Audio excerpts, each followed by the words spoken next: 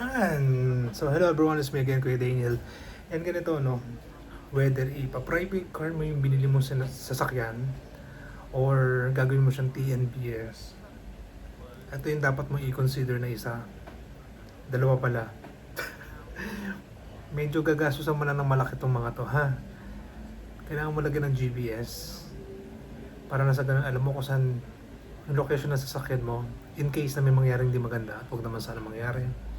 Second, investan mo rin ng malaki to, dashcam, front and back and interior. Yung sa loob mismo ng sasakyan, yung three-way camera kung tawagin, sorry. So, para nasa ganon, anything happens to you, recorded doon.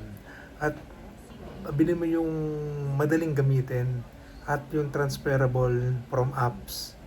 Kasi yung iba, kailangan pa mag-download ng ganit, kailangan pa tanggalin yung SD card sa camera. Yun kasi yung gamit ko ngayon. So pag nagkapera ako, yun ang bibilin ko.